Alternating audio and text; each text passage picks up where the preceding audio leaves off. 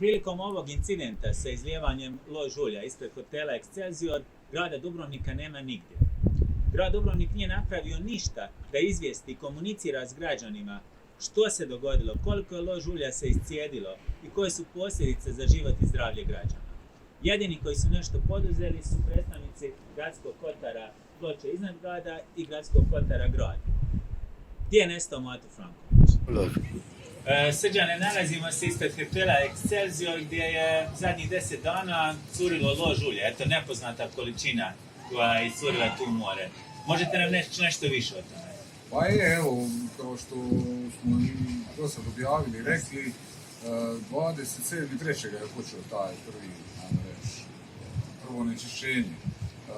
Građani su, naravno, nama prijavili što smo u dobroj komunikaciji s građanima iz kotara.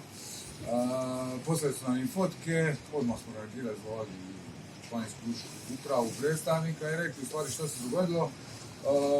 Oni su rekli da će poslati firmu Cijan da pristupi sanaciji problema. Nakon toga smo vidjeli i fleku u samom gradskom portu gdje je strukturina dodole. Oni jesu pristupili sanaciji problema, međutim građani se dalje žalili da se osjeća smrad nafte i da mi se čini kao da je to još uvijek prisutno.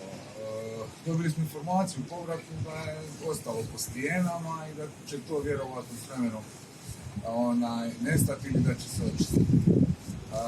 Nakon toga žalili se ljudi na smrad nafte, ali se nije pokazivalo vizualno po samom akvatoriju onečišćenje.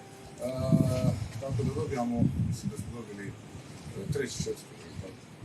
3.4. dobijamo informaciju da je nestasan smrad i vidi se stvari fleka na samome potezu među Lokima i Excelsiora onečišćenja.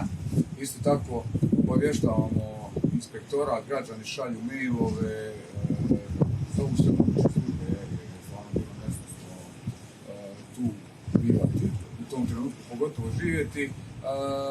Međutim, ne dobijaju nikakve odgovore, mailove i tako dalje, jednostavno su nekako ostaju ignorirani, a i mi sami ostajemo u nekom neznanju šta se tu stvari događa.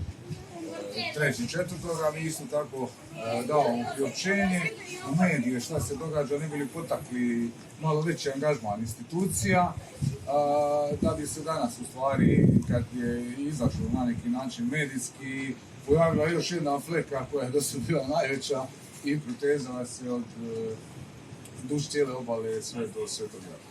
Ono što me najviše ljuti u ovom cijelom procesu, što stvar nije bila transparentna, tako da smo i mi imali nedostatak informacija građanima i sami građani. Mislim da buduće, a i sada trebamo stvarno na neki način i ovaj proces dok se privodi kraju pokazati javnosti stvari na koji način se to radi i da li ima nekih propusta koji bi se u budućnosti trebali sanirati. A Petra, je li postoji šansa da prilikom sljedeće kiše ponovo ugledamo fleku? Pa ja ti to ne mogu reći jer apsolutno ništa ni ne znam, isto kao što je Obad rekao, mislim, unatoč tom zakonu o zaštiti okoliša koji nalaže da mora biti transparentna komunikacija prilikom ovakvih onečišćenja, mi zapravo do dana današnjega, a možemo to i reći da je bilo postignuto na neki način i naše priopćenje i veličinom te fleke koja se dogodila. Skoro 10 dana kasnije nismo niti znali ni tko je uključen, na koji način, a nekako sumnjam da ćemo vrlo lako